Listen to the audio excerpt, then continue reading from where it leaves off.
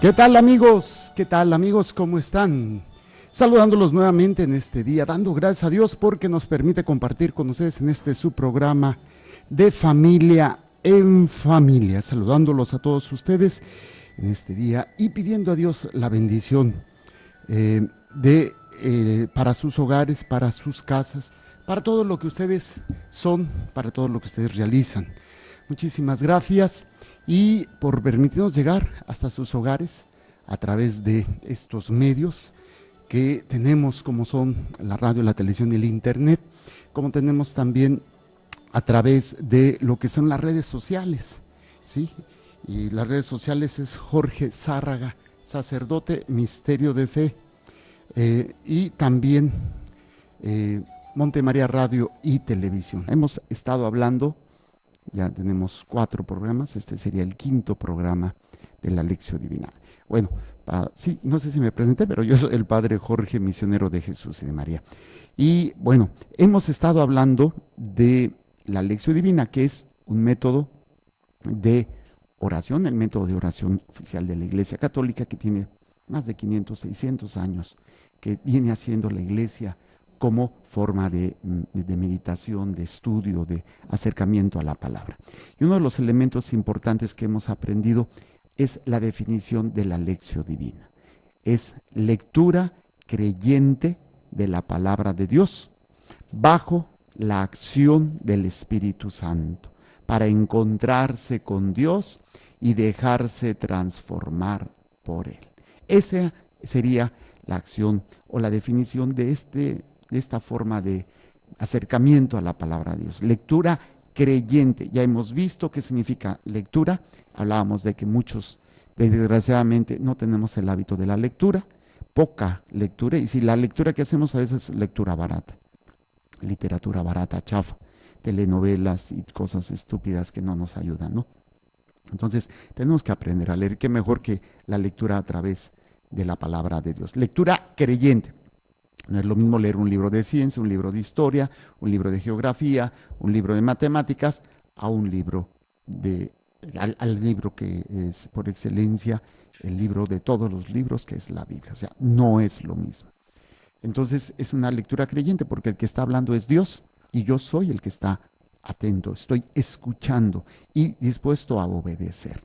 Voy a creerle a Dios. Entonces, lectura creyente de la palabra de Dios, que es Dios el que está hablando, ¿sí? Y es bajo la acción del Espíritu Santo. ¿Para qué? Acuérdense, el Espíritu Santo es el que movía a Jesús.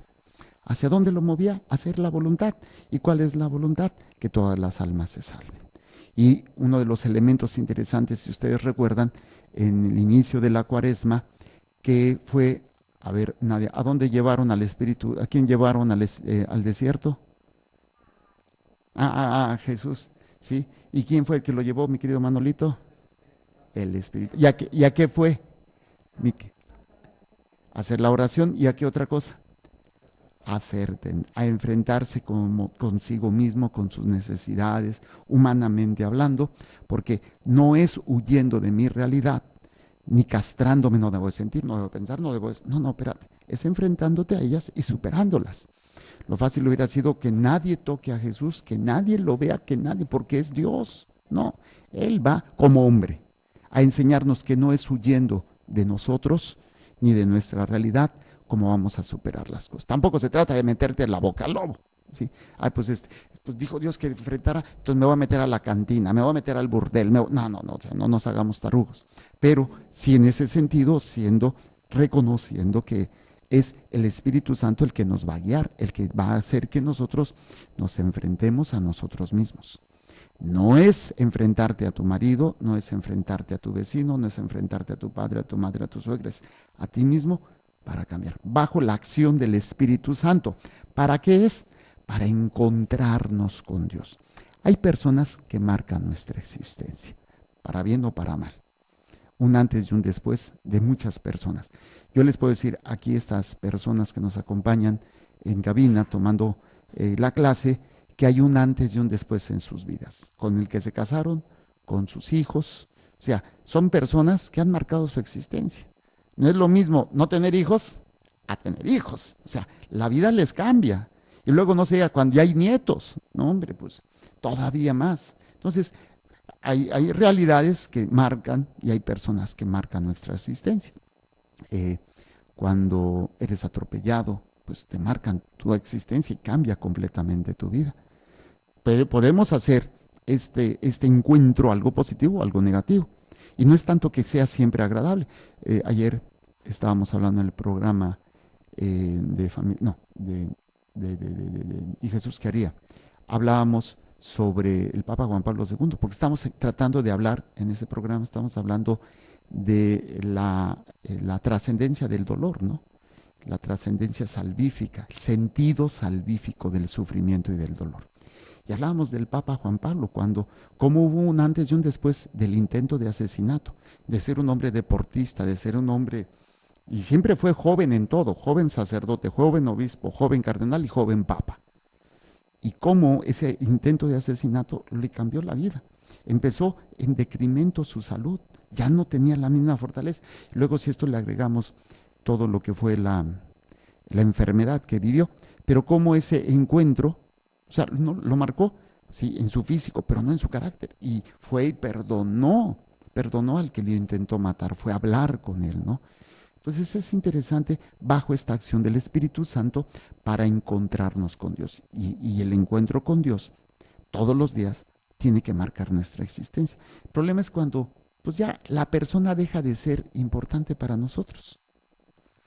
Yo no sé si les pasa, pero a veces de tanto estar conviviendo con una persona, ya no tiene el mismo efecto motivador, ya no tiene el mismo efecto no sé, como que caemos en una rutina. Esto sucede mucho en las parejas, en el matrimonio, en donde la pareja ya no siente lo mismo, ya no expresa lo mismo, sino que desgraciadamente ya no marca, o sea, ya me aburrió, ya me cansó, ya me enfadó, ya es mucho el dolor. No, pues tenemos que seguir haciendo. Entonces, es lo mismo en el sentido con la palabra de Dios. Nos lleva al encuentro con Dios.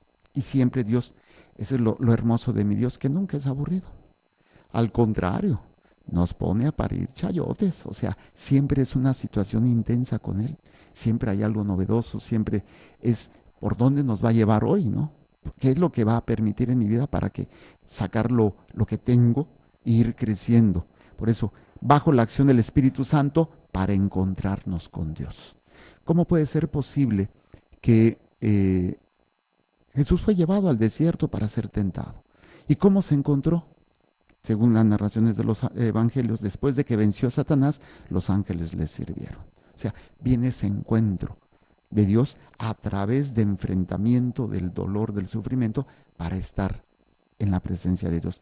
Hay muchos obstáculos que impiden que tengamos ese encuentro con Dios. Entonces la palabra de Dios, no esperen que nos dore la píldora y nos salen al oído bonito, mira, es que no te preocupes, no vas a sufrir, para de sufrir. No, no, tienes que aprender a caminar en el sufrimiento para encontrarte con el dolor y para encontrarte en medio de ese dolor con tu necesidad de Dios.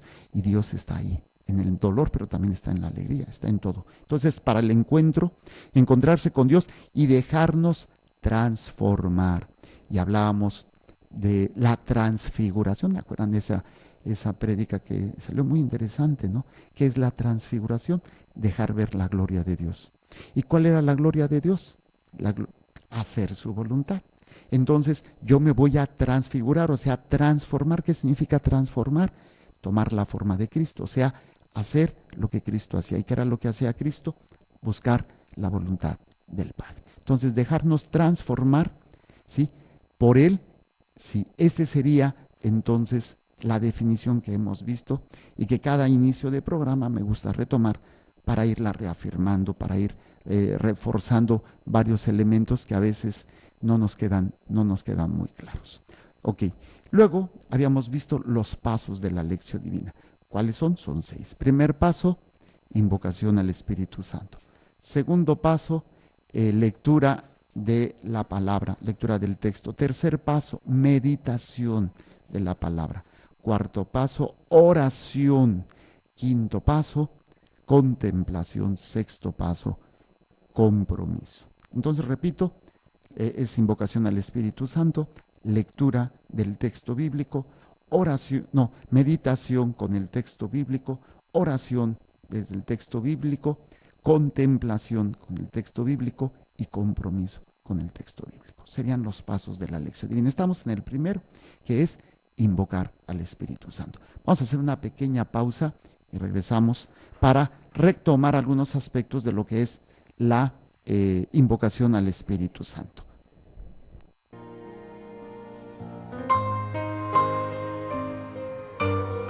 Nos dice el Papa Juan Pablo II, el futuro de la humanidad se fragua en la familia. De familia en familia, continuamos. La lección divina, que es uno de los elementos importantes dentro del proceso de nuestra relación con Dios. Entonces estuvimos hablando de la definición de la lección divina y estábamos viendo el primer paso, de hecho estamos en el primer paso, se llama invocación al Espíritu Santo. Nada más como recordatorio, a ver, Cristina, ¿qué es invocar al Espíritu Santo? Si usted recuerda, invocar, ¿qué es invocar al Espíritu Santo? Es algo muy importante, si no lo acordamos, si no lo sabemos, pues obviamente, bueno, allá le soplaron por acá, pero cuando pregunto no contestan, pero bueno, es dejar actuar al Espíritu Santo. Pero no solamente dejarlo actuar en un momento, es dejarlo actuar permanentemente y en todos los ámbitos de nuestra vida. Eso es invocar al Espíritu Santo. No es para que me solucione un problema nada más. No es llevar mi carro al taller para que me arregle el carro, pero que no se meta en las demás áreas de mi vida. Como yo pongo el ejemplo, yo llevo al taller mi carro, pero el mecánico no me va a decir cómo tratar o educar a mis hijos, o cómo gastar mi dinero, o cómo, de dónde me voy a ir de viaje. O sea, no, él se va a dedicar nada más a lo que yo le estoy diciendo. Y eso es lo que desgraciadamente hacemos con el Espíritu Santo. Le decimos qué es lo que quiere que actúe. Entonces no lo estás invocando, lo estás usando, le estás mandando. Y así no funciona. Es como si una niña le dijera a la mamá cómo quiere ser educada, cómo quiere ser tratada. Pues de hecho los niños le dicen, ¿no? Le dicen a los papás cómo quieren ser tratados. Y qué es lo que quieren, y cuándo lo quieren, y por qué lo quieren. Así de fácil. Y hay papás consentidores, echadores a perder, que hacen lo que sus hijos les dicen. ¿Sí? Yo tengo un dibujo muy simpático donde está la mamá hablando con la maestra. Y le dice la maestra, su hijo necesita límites. Dígame dónde le compro los límites a mi hijo, porque mi hijo todo lo que quiera. O sea, sería tonto que un niño marcara la pauta de cómo va a ser educado o de cómo va a ser formado. Pues es lo mismo que lo que nosotros hacemos con el Espíritu Santo. Le decimos cuándo, cómo y en dónde actuar. Entonces, invocarlo es dejarlo actuar. Y todos los días lo tengo que invocar. Es más, desde el primer momento de la mañana, Señor, Espíritu Santo, guíame, que se haga tu divina voluntad. Pero no, creemos que la invocación solamente es en ciertos momentos. No, es un estado de vida. La invocación es un estado, nada más que lo hacemos, no lo hacemos consciente. La invocación es algo que tiene que ser de hecho en la vida de cualquier cristiano. De hecho, así. Pero no es consciente, entonces como que se nos olvida. Ahorita voy a hacer un ejercicio con ustedes. Muy sencillo. Es más, no se tienen que mover. Así como están, no sienten ahorita que están sentados en sus pompis. Pero ahorita que yo les dije que están sentados, sienten ya la presión que están haciendo en la silla. Pero no lo sentían, no era algo consciente. No era algo consciente. Simplemente, hasta que yo se los dije, empezaron a sentir, las pompis, sí, sí, se siente. Está ahí, pero no lo hacemos consciente. Entonces, eso es lo que nosotros tenemos que hacer, la conciencia de la presencia del Espíritu Santo que nos debe de guiar. Está ahí con nosotros, pero hay que dejarlo que actúe. A ver, Manolito, tienes una pregunta. Sí, tienes una pregunta, a ver. Que nos iba a dejar el Espíritu Santo, Jesús, cuando se fue. nos guiará. Sí. Es al que menos le hacemos caso. Incluso eso que tú estás diciendo, que dice que Jesús se fue y nos dijo que nos iba a dejar el abogado, al Espíritu Santo y todo eso, que es al que menos escuchamos o menos dejamos guiar. Incluso dijo el Señor, Él les recordará y les enseñará. Los dos elementos importantes. Nos recordará lo que ya se saben y les enseñará lo que no saben. O sea, son dos elementos importantes. Por eso, invocar es para que me recuerde lo que ya sé y me enseñe lo que no sé. Entonces, vean la importancia de la invocación. Es un repaso. A mí me gusta siempre empezar cada clase con repaso, porque pues hay gente que a lo mejor está incorporándose por primera vez a las clases, o a lo mejor, pues como yo, ¿no? Que necesitamos estar repase y aún así no se me graban las cosas. Yo tengo una memoria de teflón. Por más que quiero aprenderme citas bíblicas, así como que me hacía ya algunas, pero así muy clásicas. Primera de Juan, capítulo 4, versículo 8, Dios es amor. Juan 17, 21, que todos sean uno como tú y yo somos uno. Y ya nada más. Pues ya no me acuerdo. Sí, para que el mundo crea. Pero ya no me acuerdo más citas. Sé que hay citas, por ejemplo, la de Romanos 12:2. Renovaos en la mente y en el espíritu. Es otra, ¿sí? No me acuerdo esa. Juan 3, no, digo que no me acuerdo. Juan 3:16. Entonces, yo soy lento, muy lento. Y aparte que no llevo prisa en el compartir con la palabra de Dios con ustedes, y que nos puede ayudar precisamente a entender y comprender muchas cosas, muchos elementos importantes. Ok, esto es la invocación. Dentro de la invocación habíamos visto ya los primeros elementos. Estábamos hablando, y se los había puesto de esta manera, ¿qué es dejar actuar? ¿O qué necesitamos para dejar actuar al Espíritu Santo? Y yo no sé si les di los 6 puntos, se los di. Estos son 6 puntos necesarios para dejar actuar al Espíritu Santo. Primero, fe y apertura al Espíritu Santo. Esto ya lo vimos, ya lo explicamos. Segundo, pureza de corazón. Hay que tener pura el alma. Tercero, desprendimiento y docilidad. Cuarto, espíritu de oración. Quinto, conversión continua. Y sexto, comunión con la iglesia. Las repito. Fe y apertura al Espíritu Santo. Segundo, pureza de corazón.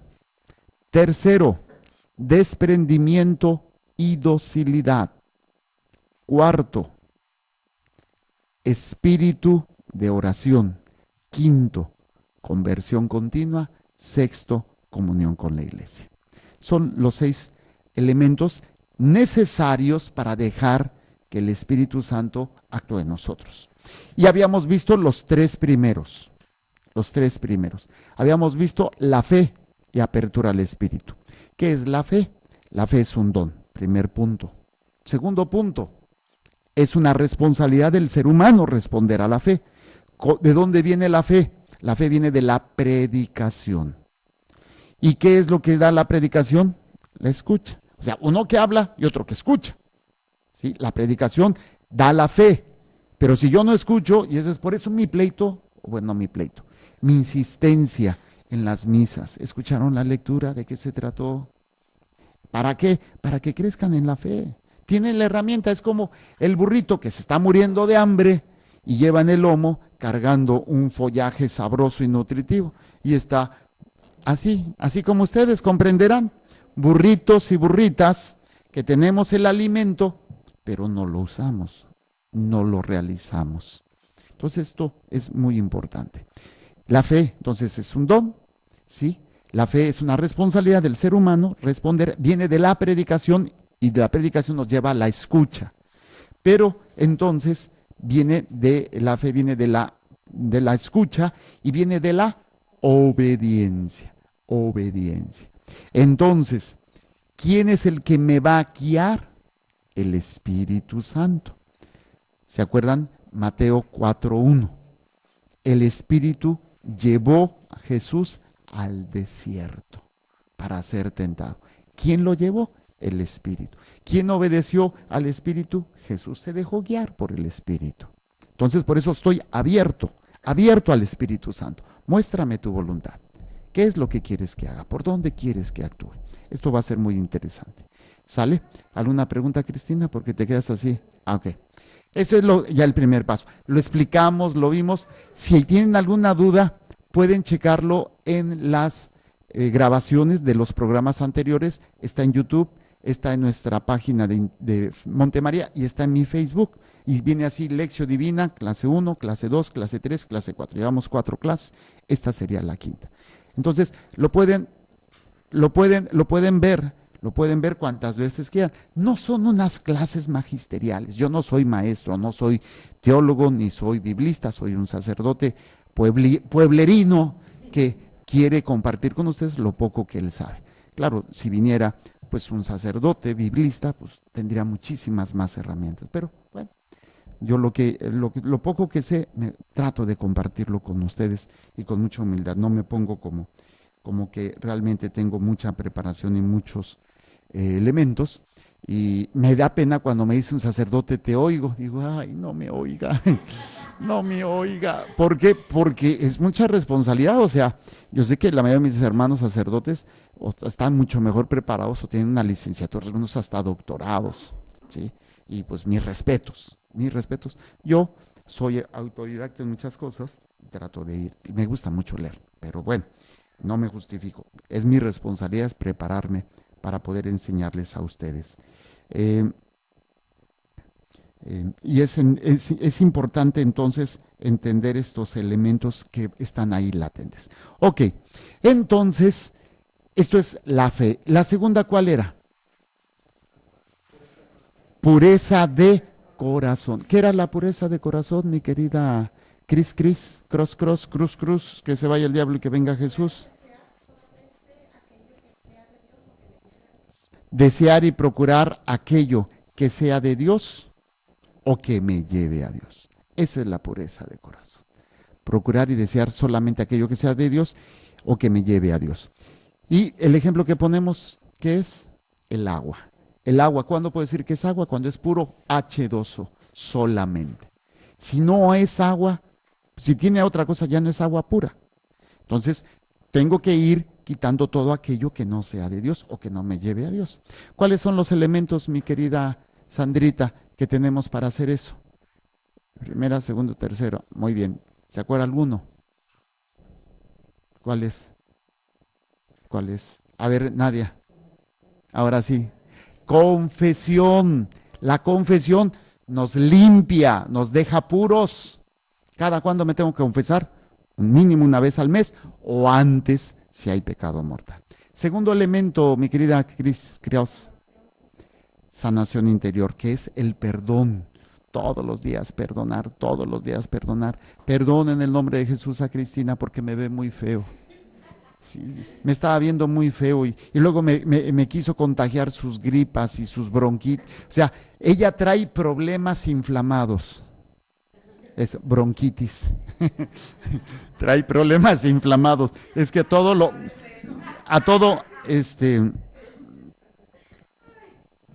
es una broma, ¿no? Porque traigo broncas, ¿no? Están inflamadas, bronquitis. Es que toda la terminación itis se inflama, hepatitis, pancreatitis, ¿sí?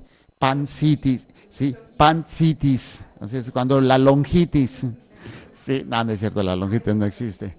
Entonces, es interesante entender este elemento de la sanación interior. Si ustedes se dan cuenta, las misas de sanación, siempre terminamos con un proceso de sanación para que se vuelva necesidad en ustedes. Pero desgraciadamente mucha gente se espera cada misa de sanación para hacer su sanación. No, deberían de hacerlo todos los días. Ok, confesión, sanación interior. ¿Y el tercero cuál es? Cuidar lo que entra a través de los sentidos.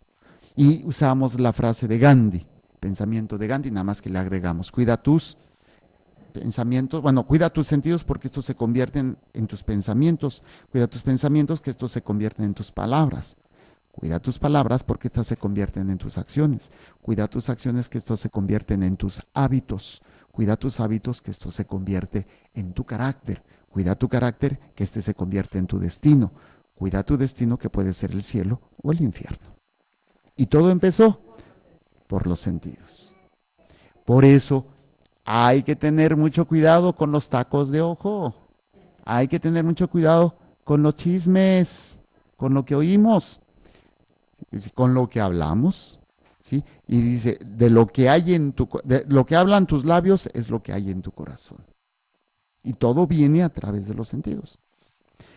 Hay una película que les recomiendo mucho, se llama La Maestra Milagrosa. Es en blanco y negro. Yo la tengo ahí en formato MP4, es buenísima. Es la vida de la maestra que le enseñó a entender a Helen Keller. Helen Keller fue una mujer que nació, una niña que nació ciega y sorda. Entonces, no tenía manera de comunicarse con el mundo. Entonces era como un animalito instintivo, sentía y todo. Entonces, esa es una película muy interesante, porque esta mujer, ¿cómo logra hacer que una niña que nunca ha oído y nunca ha visto se comunique? No hay manera. Entonces, es una lucha, hasta de agarrarse, casi una lucha grecorromana con ella y el papá que se mete sobreprotector.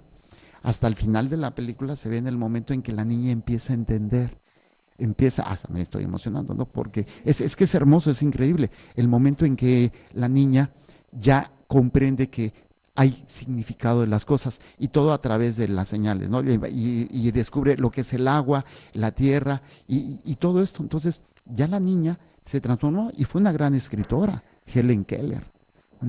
Sí, con el puro tacto, ella descubre que hay un mundo afuera que ella no ve, que ella no escucha, pero que está ahí ese mundo, de alguna manera. O sea, se las recomiendo y si alguien la quiere, nada más me dice, yo se la paso. Santa piratería. No es cierto, No, son películas que valen la pena, tener porque te deja una enseñanza y dices, wow, es increíble. Entonces, cuidar, pureza de corazón. Por eso, lo ideal que deberíamos de estar viendo son las maravillas de Dios, o sea, ver la creación.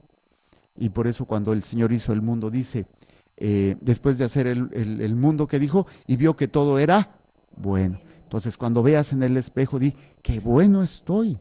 Pero no porque estés guapo, porque estés joven, que estés güero o prieto, chaparro, alto, mujer. No, sino porque soy obra de Dios.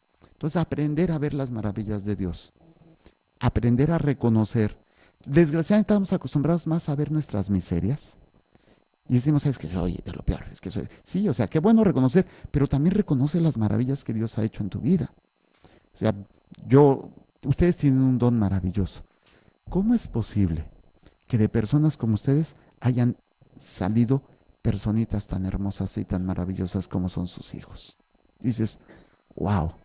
O sea, es increíble, ¿sí? Es increíble. Y luego cuando los papás se sienten orgullosos de sus hijos.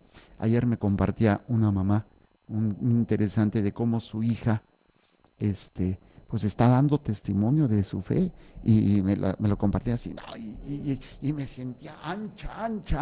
Pues sí, ¿cómo es posible que de esa persona que eres tú haya salido un ser humano tan hermoso, tan maravilloso? Entonces, cuando aprendemos a ver las maravillas de Dios, es cuando aprendemos también a cuidar más lo que entra en nosotros. O sea, somos un tesoro, somos una obra maravillosa. Y le echamos porquerías, le echamos basura, excremento a nuestra mente, a nuestro corazón, a nuestra alma. Deberíamos de cuidarlo al máximo. Luego veíamos desprendimiento y docilidad. Entonces esto se explica con el anterior. Voy a desprenderme. ¿Qué significa desprender? Soltar. ¿Qué más? A ver, vamos a buscar la definición de esta palabra y vamos a tratar de entender qué significa esto de desprender. porque una cosa es aprender, desprender, o sí, que va a ser muy importante. Es como despojar, despojar que va a ser un elemento muy interesante, ¿sí? Quitar con violencia algo, con violencia, desprenderte. O sea, estás aprendido, está el aprender es hacer lo tuyo. Vamos a buscar esa palabra más fácil y vamos a entender después lo que es aprender. Viene del antiguo aprendere, compuesto por el prefijo ad hacia y el prefijo pre antes. Y el verbo endere, que es atrapar, agarrar. Atrapar, agarrar. Desprender es que te perderlo, o sea, quitar todo eso, ¿sí? Incluso esto se utiliza mucho cuando un gato persigue un ratón. Lo aprendió, lo agarró, ¿sí? O cuando aprenden a un ladrón. O sea, es con violencia. Es algo que tú vas a agarrar, ¿sí? Pero también se utiliza con el conocimiento. A aprender en la escuela. Se persigue el conocimiento. El gato persigue al ratón. El policía persigue al ladrón. El estudiante persigue el conocimiento y cuando lo agarras, lo aprendes. O sea, no lo sueltas. Desprender, así como es con violencia lo que está, también es perder. O sea, desaprender o perder esa situación de lo que es este elemento de lo que estamos hablando. Entonces, desprenderse es quitarte lo que no es. ¿Y qué crees?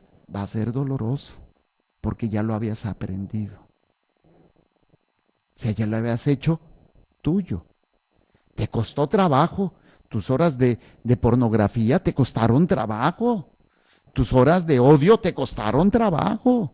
Y luego ya quitártelos, pues como que ya no sale naturalito, ¿no? Ya no lo hacemos tan sencillo, ¿sí?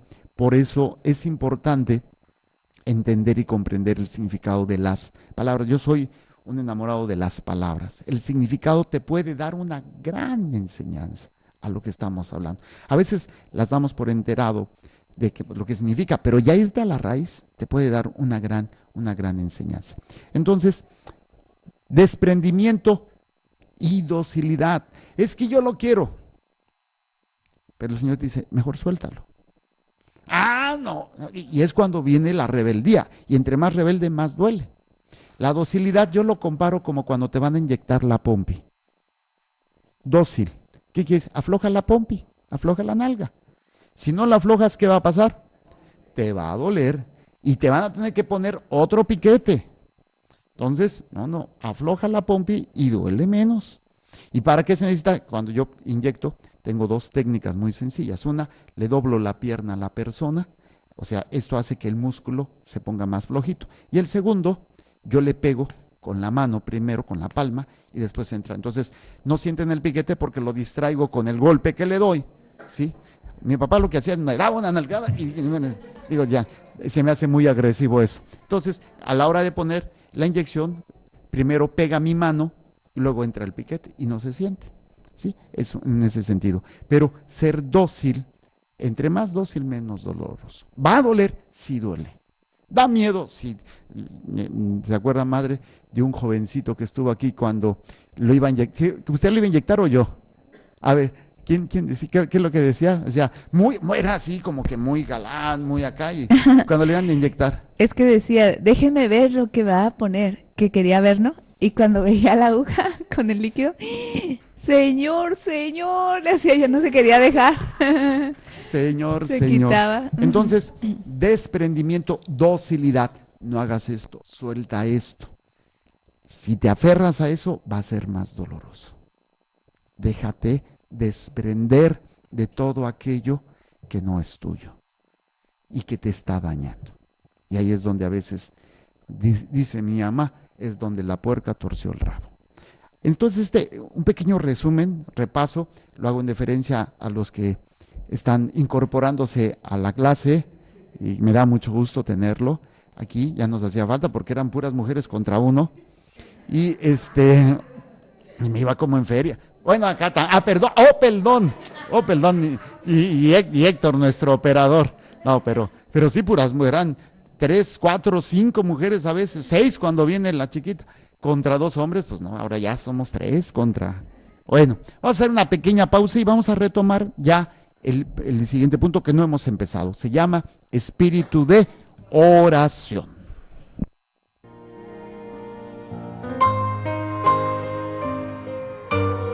Nos dice el Papa Juan Pablo II, el futuro de la humanidad se fragua en la familia. De familia en familia, continuamos. Bueno, ¿qué tal? ¿Qué tal? Ya estamos de regreso en su programa de Familia en Familia. En este programa de aprendiendo sobre la Lectio Divina. Hicimos ya un pequeño repaso. Ya salen siempre cosas nuevas, algún elemento nuevo que nos ayuda a reafirmar pues este elemento tan interesante de la Lectio Divina.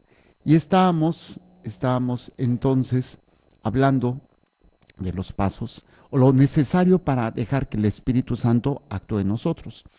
Vimos ya es la fe y la apertura al Espíritu Santo, pureza de corazón, desprendimiento y docilidad. E íbamos a empezar con el espíritu de oración. Y en este elemento, ¿qué significa todo este aspecto de la oración? Es uno de los aspectos que más trabajo nos cuesta porque no entendemos el ámbito de la oración. La oración es un diálogo, pero que también es uno de los elementos más importantes dentro de las cosas que debemos de aprender. Aprender a orar es una de las cosas básicas, que podríamos decir, de todo fiel cristiano.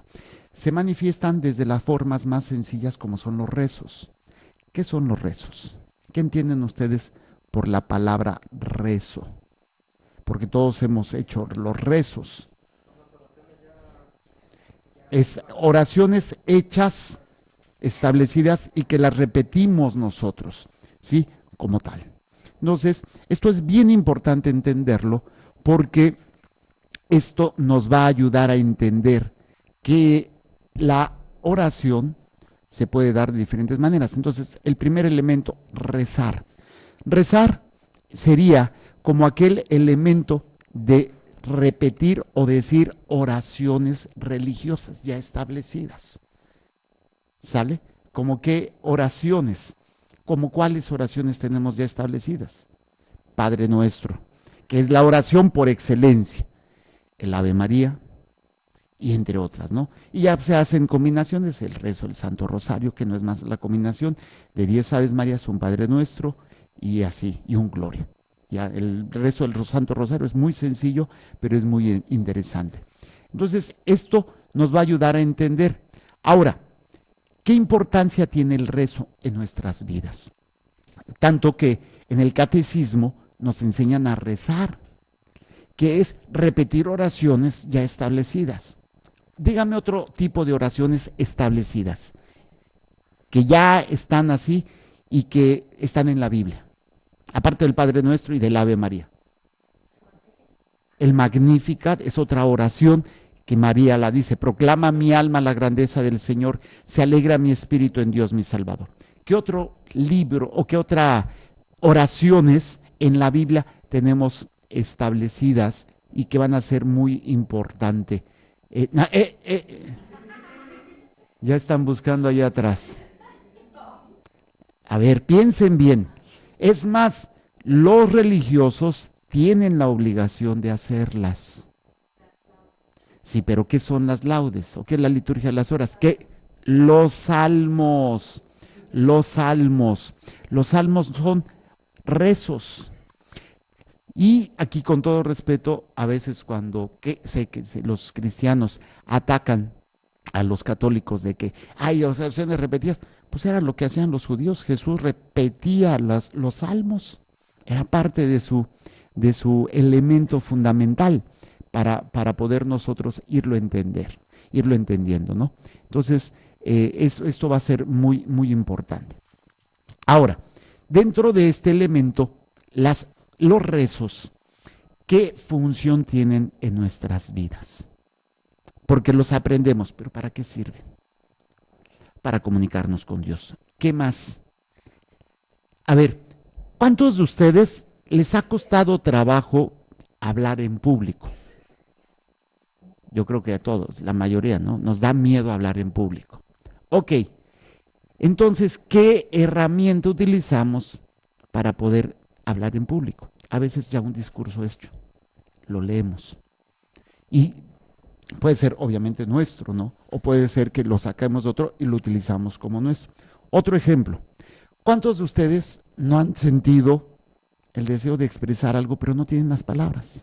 Por ejemplo, el amor o la alegría.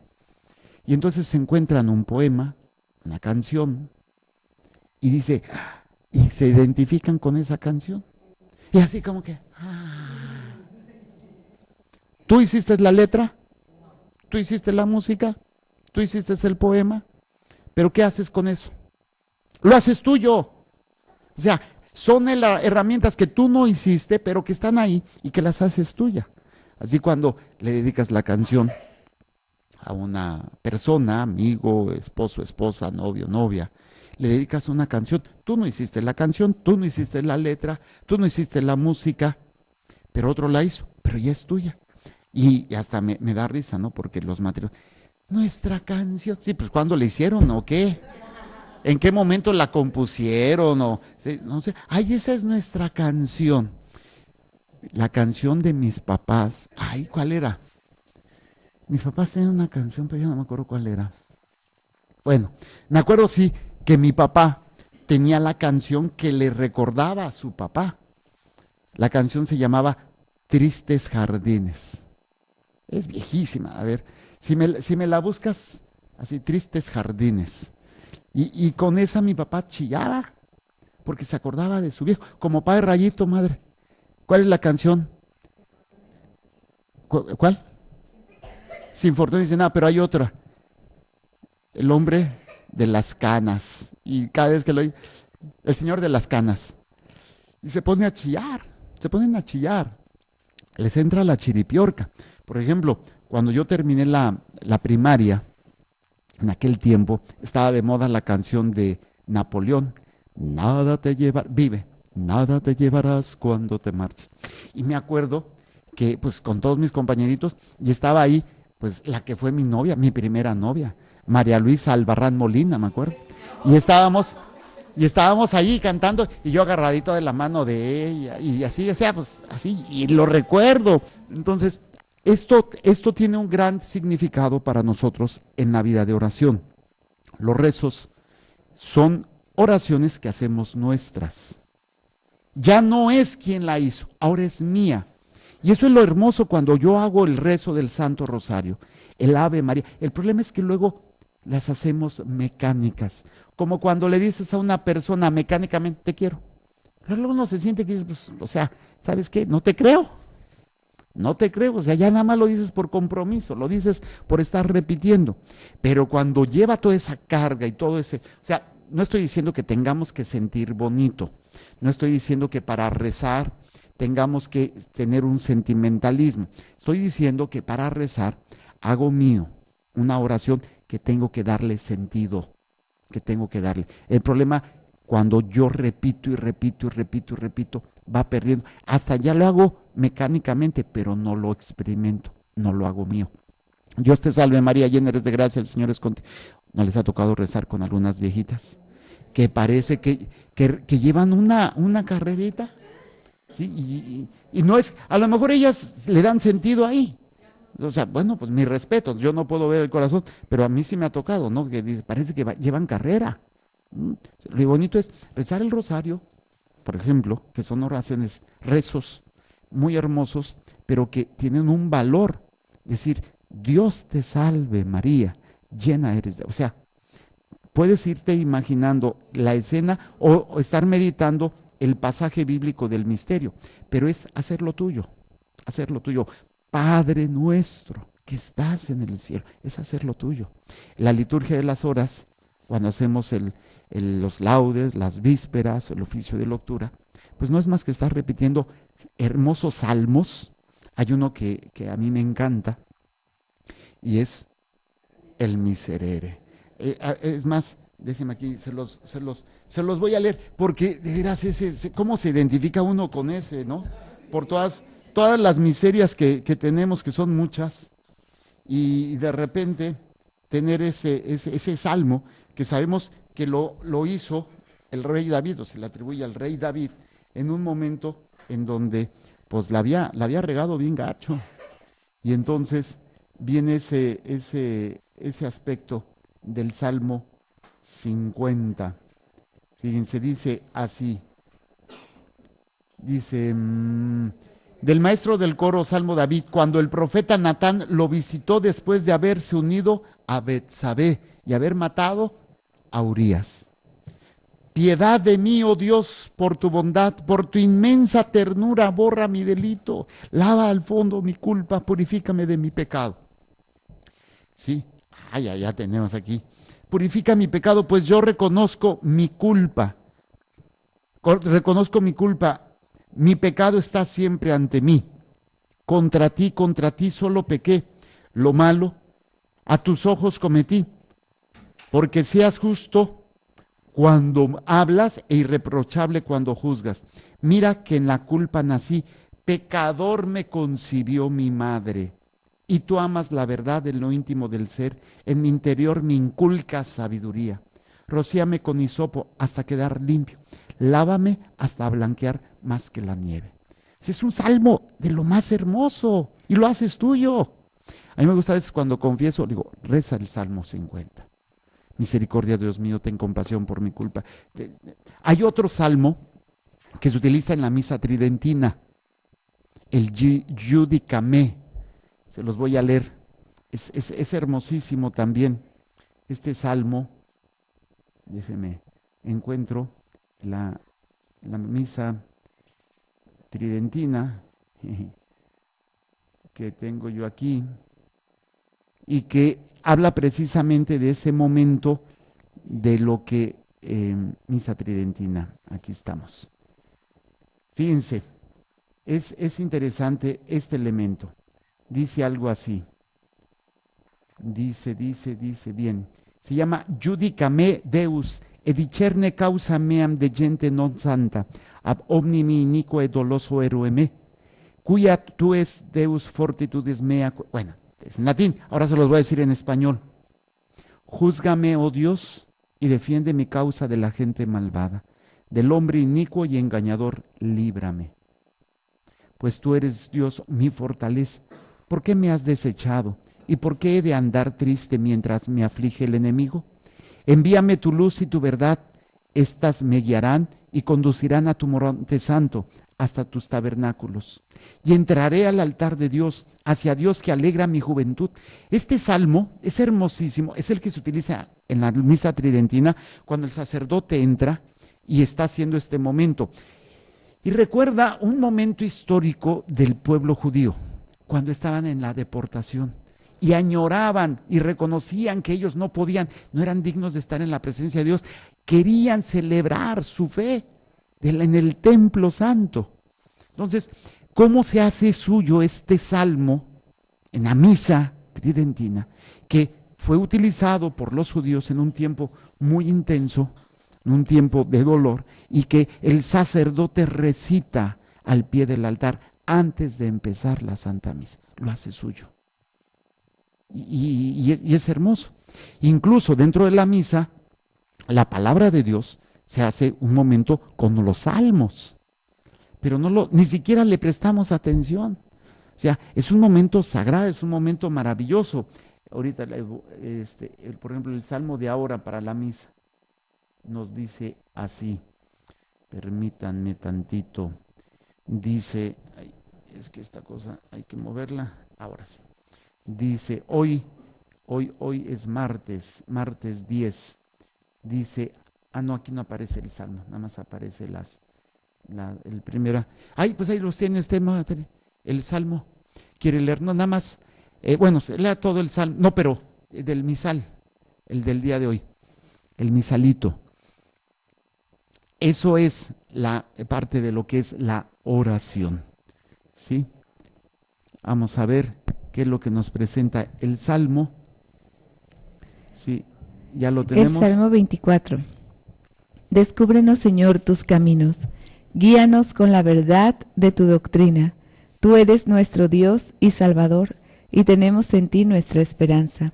Acuérdate, Señor, que son eternos tu amor y tu ternura. Según ese amor y esa ternura, acuérdate de nosotros, porque el Señor es recto y bondadoso. Indica a los pecadores el sendero, guía por la senda recta a los humildes y descubre a los pobres sus caminos. En los salmos puedes encontrar todas las experiencias de un pueblo. Alabanza, acción de súplica, acción de gracias, ¿qué más? ¿Perdón? Sí, en la batalla, ¿sí? En el momento del agradecimiento, o sea, todas las expresiones de oración las puedes encontrar en los salmos. Y lo tenemos en la Santa Misa. Y es a veces a la parte de la lectura que menos importancia le damos. Y lo repetimos hasta cantadito, pero no lo hacemos nuestro. O sea, está ahí, pero no lo hacemos nuestro. Entonces, es importante que entendamos este ámbito de el rezo, que es la primera parte que vamos a ver, ¿no? Entonces, el rezo puede ser mental o puede ser también de palabra, ¿sí? Pero hay que hacerlo nuestro. Gracias a Dios ha habido personas que han tenido este don, este regalo de poder estar haciendo rezos, bueno, oraciones que después se convierten en rezos, son oraciones ya establecidas. Y eso es una forma de oración, el rezo. Pero también está la oración en donde nace del corazón, es espontáneo, tú lo dices. En el momento, por ejemplo, nosotros en la misa de sanación hacemos un momento de sanación interior y mucha gente me dice, padre, ¿de dónde sacó la oración? Pues del corazón, de lo que el momento, y siempre trato de hacerlo en función de la prédica, de lo que se ha enseñado. Entonces es un momento de oración que sale del corazón, o como cuando, yo no sé qué experiencia tienen ustedes con sus hijos, cuando van a dar gracias a la hora de la comida y que le toca a cada uno hacer la oración. Con nosotros, con mis papás, era más sencillo porque ya eran los rezos. A ver, den gracias. Te damos, no, ¿cómo es? Gracias, Dios mío, que nos diste de comer sin merecerlo. Dáselo, Señor, a quien lo ha de menester. Amén, Jesús. Era lo que decíamos. Den gracias. Gracias, Dios mío, porque nos diste de comer sin merecerlo. Dáselo, Señor, a quien lo ha de menester o de necesitar. Amén, Jesús. Era nuestro rezo. Pero ya cuando es el rezo espontáneo, nunca nosotros lo tuvimos en casa. Pero yo siempre motivo a los papás, enséñales a orar. Empiecen ustedes. Y no sé, ¿quién de ustedes hace eso con sus hijos? Espontáneo. Enséñenles. ¿Y cómo te ha ido en ti, en esa experiencia? ¿Quién es el que se avienta oraciones así más? Emilio. Siempre que hay una visita. Ahora sí ya entiendo. Da gracias por los animales. Sí, bueno. Ahora entiendo. Bueno. Sí. Ajá. Bueno, da gracias a Dios por los animales y que llegaron a comer a la casa. Se me hace, da gracias a Dios por los animales que llegan a comer a la casa. No, digo, por los alimentos y las personas que llegan a comer. Ah, bueno, menos mal, ya nos habíamos asustado. Ok, entonces es interesante este elemento para que no nos perdamos en esta enseñanza del rezo. Y esto obviamente va a dar una pauta muy interesante para que nosotros trabajemos día con día en lo que es esta fuente, esta gracia que Dios va a poner en nuestros corazones sobre la oración. Bueno, entonces a grandes rasgos, vamos a entrar de lleno en qué es la oración. Ustedes me pueden decir, ¿dónde puedo aprender más de la oración? Muy sencillo. La cuarta parte del Catecismo de la Iglesia Católica se trata sobre la oración cristiana, Son muchos números que hablan de diferentes cosas. ¿Cuántas partes tiene el Catecismo de la Iglesia Católica? 4. Primera parte, esto es lo que creo. Segunda parte, esto es lo que celebro. Tercera parte, esto es lo que vivo. Cuarta parte, la oración cristiana. Primera parte, esto es lo que creo. Las bases fundamentales de mi fe, el credo. Segunda parte, esto es lo que celebro. O sea, la vida litúrgica, los sacramentos. Tercera parte, lo que vivo, o sea, la moral, cómo comportarme, los mandamientos. Cuarta parte, la oración cristiana. Son las 4 partes que tiene el Catecismo de la Iglesia Católica. Donde puede encontrar todo sobre la oración es en la cuarta parte. A partir del 2558, ¿sí? Tenemos todo acerca sobre la oración cristiana. Vamos a hacer una pequeña pausa y regresamos. Estamos en su programa de Familia en Familia.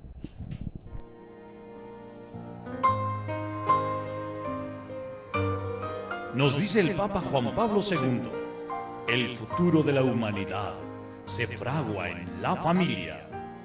De familia en familia, continuamos. Quisiera empezar con el número 2558. Es muy interesante esto porque es el resumen de todo el catecismo. Y vamos a entenderlo. Se los leo y voy a tratar de explicarlos. Dice el 2558. Este es el misterio de la fe, y está entre paréntesis, punto y seguido. La Iglesia lo profesa en el símbolo de los apóstoles. O sea, ahorita se los dicto. Primero óiganlo.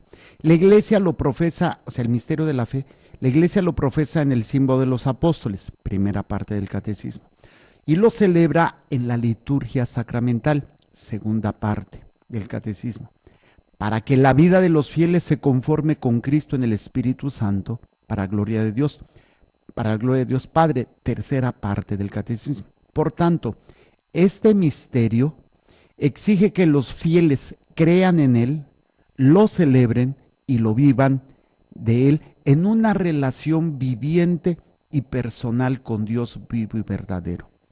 Esta relación es la oración. Apunten ahora sí. Está hermosísimo y nos ayuda a entender. Primero, este es el misterio de la fe. Lo ponen entre paréntesis, ¿sale? Y cierran los paréntesis, abren y cierran. Este es el misterio de la fe, punto y seguido. ¿Sí? Incluso, ¿se acuerdan cuál es la frase que dice el sacerdote? Sí, ¿cómo dice?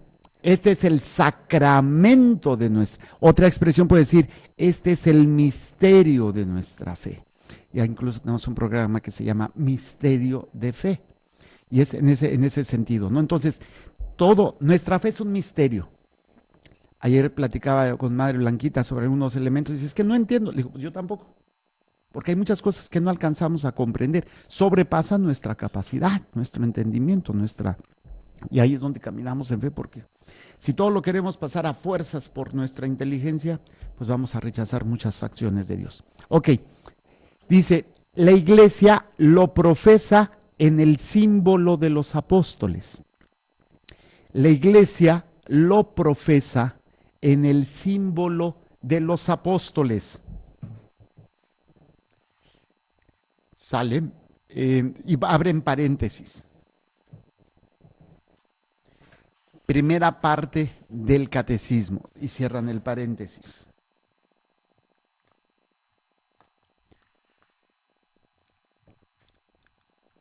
Repito, este es el misterio de la fe, punto y seguido. La Iglesia lo profesa en el símbolo de los apóstoles. Primera parte del catecismo, cierran paréntesis. Ay, sí, gracias. Gracias. Y lo celebra en la liturgia sacramental. Y lo celebra en la liturgia sacramental.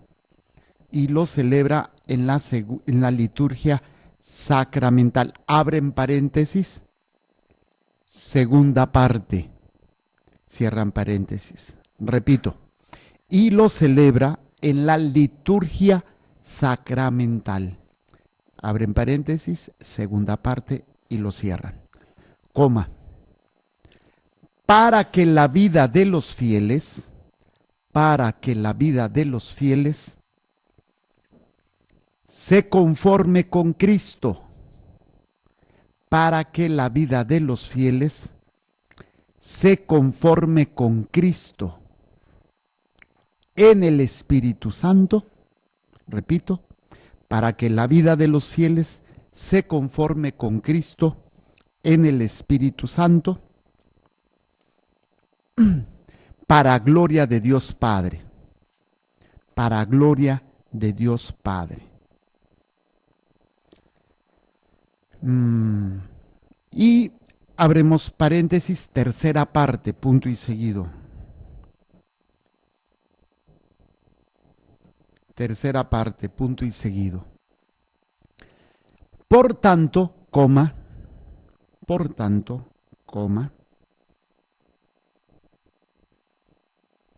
este misterio, misterio con mayúscula, este misterio exige que los fieles crean en él, coma, repito, por tanto, coma, este misterio, misterio con mayúscula, exige que los fieles crean en él, coma, lo celebren y vivan de él. Por tanto, este misterio exige que los fieles crean en él, lo celebren y vivan de él en una relación viviente y personal con Dios, vivo y verdadero. Vivan de él en una relación viviente y personal con Dios vivo y verdadero, punto y seguido. Esta relación es la oración. Repito, por tanto, este misterio exige que los fieles crean en él, coma, lo celebren y vivan de él en una relación viviente y personal con Dios vivo y verdadero, punto y seguido. Esta relación es la oración. Fíjense cómo se entrelazan las 4 partes del catecismo de la Iglesia Católica. Todo está centrado en que nuestra fe es un misterio. Es algo profundo, es algo que no vamos a abarcar. Hay una anécdota, cuentan de este hombre, no sé si San Agustín o Santo Tomás, San Agustín creo era, que iba en la playa tratando de entender a Dios. Y en eso se encontró un niño que quería meter, estaba con una cubetita y llenando con de agua la cubeta, y estaba llenando, y estaba llena y seguía echándole agua. Y entonces San Agustín le dice, ¿qué estás haciendo? Es que quiero meter el agua del mar en esta cubeta. Le dice, ¿cómo se te ocurre querer poder meter toda el agua en esa cubeta? Y el niño voltea y le dice, ¿cómo se te ocurre a ti querer entender a Dios en tu mente? O sea, es imposible, es un misterio. Han pasado 21 siglos de que Cristo vino y todos los siglos anteriores, y el hombre no ha podido entender completamente ni abarcar a Dios. Ni con todas las mentes, ni con todos los santos se ha podido abarcar en su totalidad la grandeza de Dios. Es un misterio. Y es un misterio sus caminos. Por eso, acuérdense esta frase de Isaías 55:8. Mis pensamientos no son tus pensamientos, ni mis caminos son tus caminos. Entonces ya con eso es un misterio. Cuando hablamos de la palabra misterio, y se los voy a precisamente a poner ahorita, porque se me hace muy interesante que lo entendamos. Creo que todos hemos entendido, hemos oído alguna vez, es que esto es un misterio, es algo que está oculto. Misterio es algo que está oculto, que no alcanzamos nosotros a comprender simplemente con nuestra visión, con nuestro entendimiento. Entonces necesitamos investigar, necesitamos ver. ¿Cómo murió esta persona? Pues no se sabe, es un misterio. Entonces, ¿qué es lo que hace el policía? Se pone a investigar, los investigadores, las personas,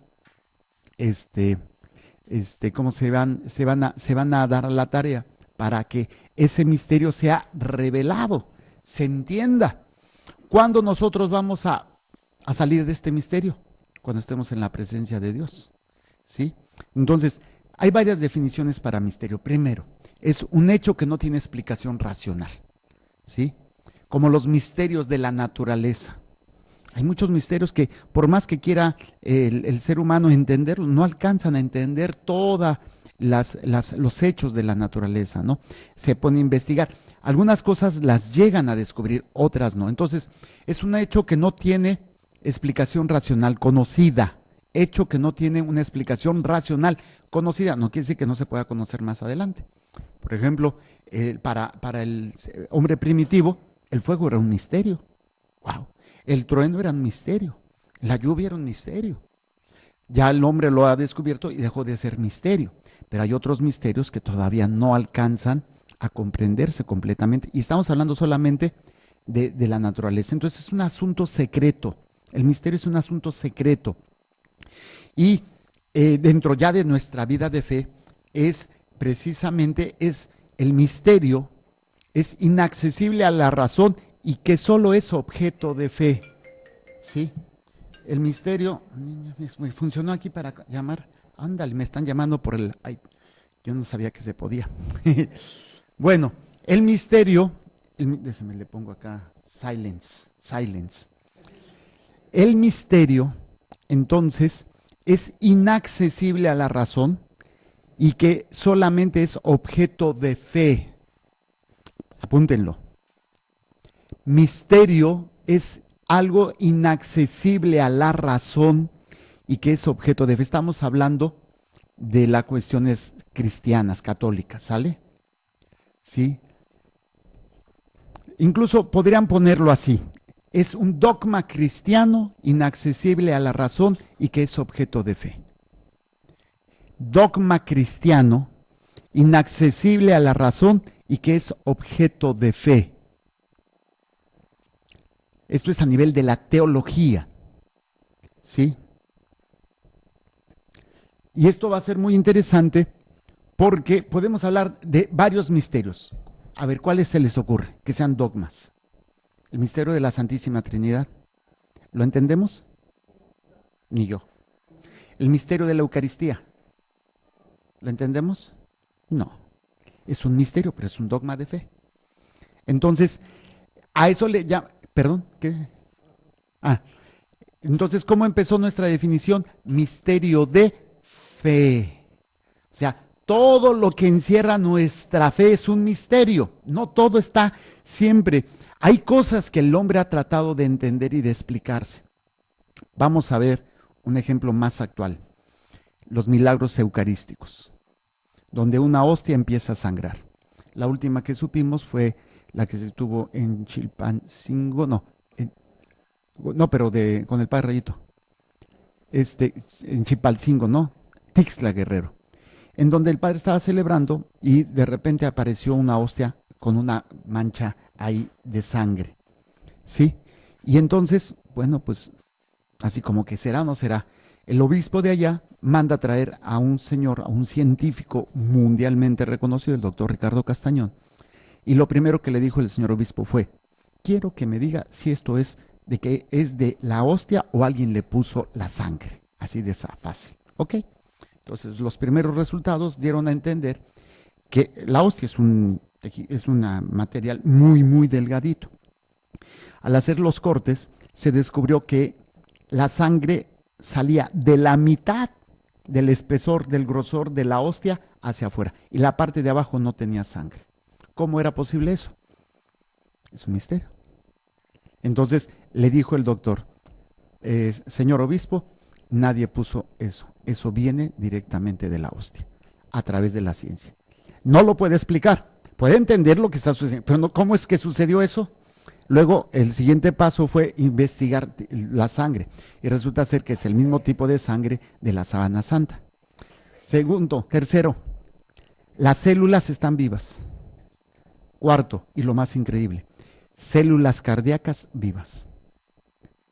O sea, ¿cómo pueden haber células cardíacas en un tejido así vivo? Eso es un misterio. Claro, no es dogma de fe, pero es un misterio. y científicamente se pudo comprobar. Y nos tocó ir a la explicación científica que dio este doctor sobre ese fenómeno misterioso. Lo podemos explicar lo que está sucediendo ahí, pero ¿cómo se dio? La ciencia no lo puede explicar. Ahí es donde la ciencia llega a un límite, entra la fe. La ciencia no está peleada con la fe. Incluso hay un documento muy hermoso que se llama Fe y Razón, que ustedes pueden buscarlo dentro de los documentos de la Iglesia Católica. Y es hermosísimo ese documento de Fe y Razón. Habla precisamente de todo el vínculo que hay que hay en la vida de la fe y de la razón. Este es en latín se dice fides et ratio, fe y razón, fe y razón. Es una encíclica del Papa Juan Pablo II, allá el 14 de septiembre de 1998. ¿Sí? Y es muy importante entender esto, es un documento hermosísimo, fides et ratio, que nos puede ayudar a entender algunos elementos muy importantes. Ok, entonces estamos hablando de que la definición que les dimos al inicio, este es el misterio de la fe. Ya entendimos el término misterio. Incluso, a ver, cuando estamos rezando el rosario, ¿cómo se les llama a cada parte? Misterios. Nunca se han puesto a pensar por qué misterios. O sea, nada más, ya lo decimos, vamos a rezar los santos misterios, los misterios dolorosos. Vamos a empezar. Misterios gozosos. O sea, ¿por qué son misterios? Porque no los alcanzamos a comprender. Están ahí, son reales. Primer misterio gozoso. ¿Cuál es? El anuncio del ángel. Eso es un misterio de fe. El anuncio del ángel. Segundo misterio. La visita. ¿Y qué sucedió ahí? El brinco, bueno, sí, el brinco. Tercer misterio, el nacimiento de Dios. Cuarto misterio, la presentación del niño en el templo. Quinto misterio, el niño perdido y hallado en el templo. Misterios luminosos. Primer misterio, el bautizo de Jesús. Segundo misterio, las bodas de Caná. Tercer misterio,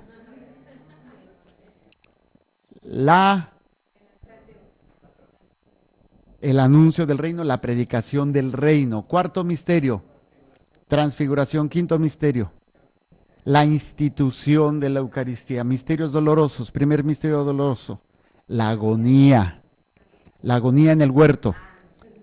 Segundo misterio, la flagelación. Tercer misterio, coronación de espinas. Cuarto misterio, Jesús con la cruz a cuestas rumbo al Calvario. Quinto misterio, la crucifixión. Misterios gloriosos.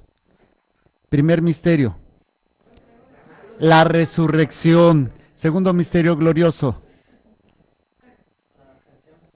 la ascensión. Tercer misterio, Pentecostés, la venida del Espíritu Santo. Cuarto misterio glorioso, la asunción. Quinto misterio, la coronación. ¿Y qué son? Misterios.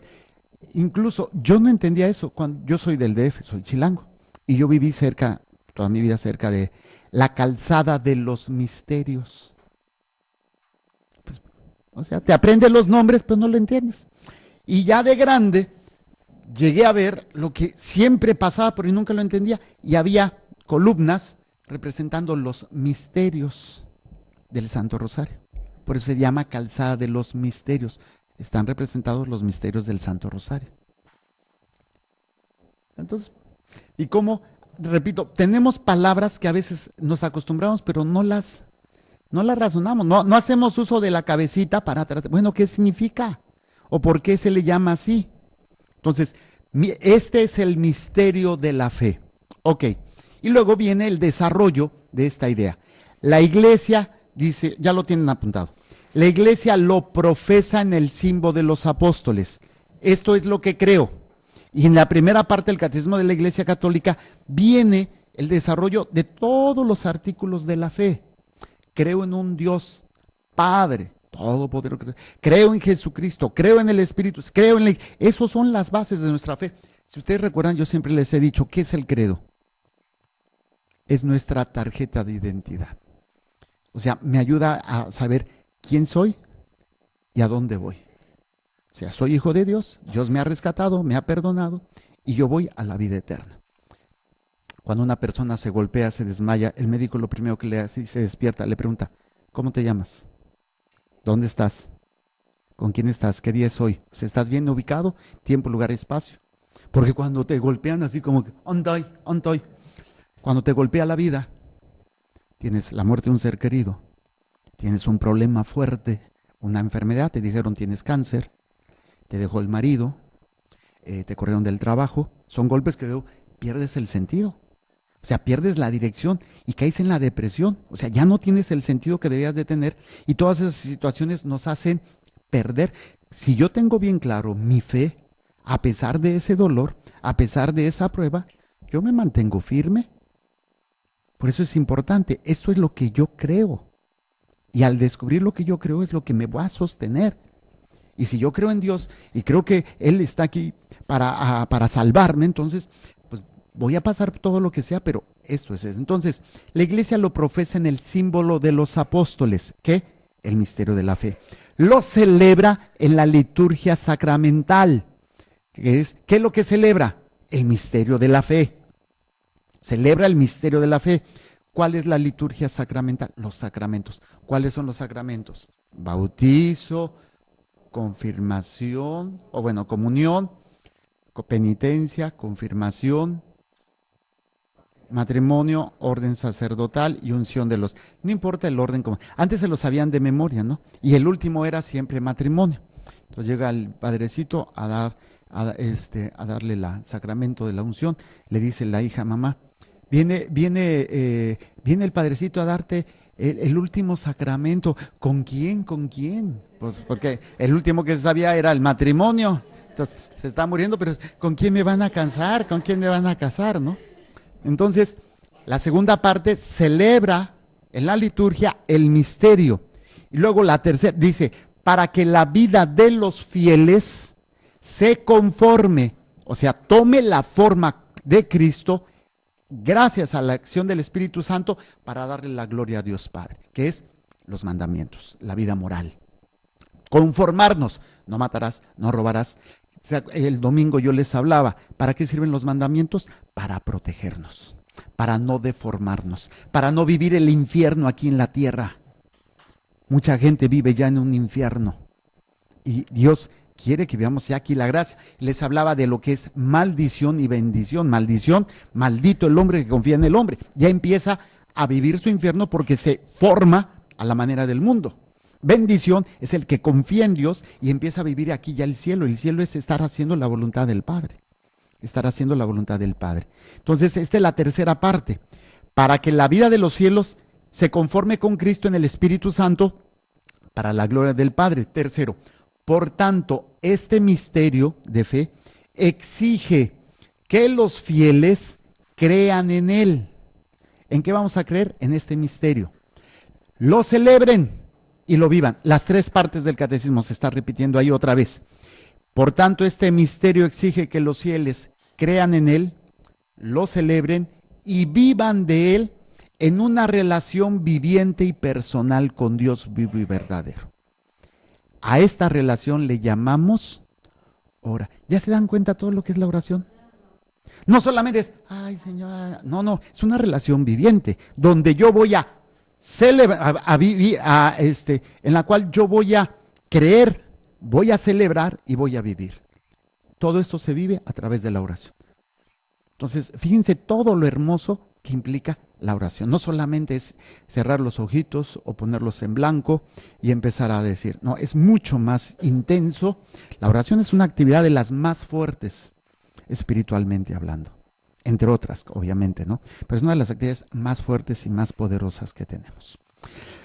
Muy bien, pues se nos ha acabado el tiempo y yo podríamos seguir, pero no, hay que terminar con este segmento. Ese sería nuestro quinto programa, dándole gracias a Dios que hemos podido estar compartiendo con ustedes. Dios mediante, la siguiente semana seguiremos hablando. Todavía no empezamos con la oración, ¿eh? Esto nada más es la introducción. Es la introducción de lo que es la oración. Vamos a ir viendo algunos elementos dentro del catecismo. Ustedes pueden empezarlo a leer a partir del número 2558 del catecismo de la Iglesia Católica. Todo lo demás, hasta que se acaba, es sobre la oración.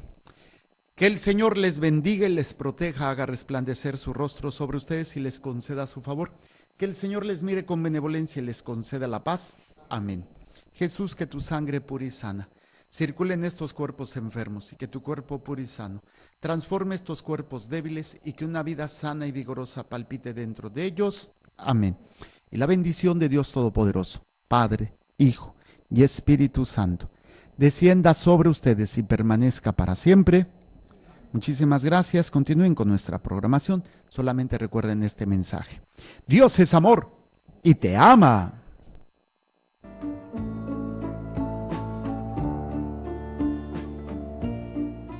Gracias por tu atención.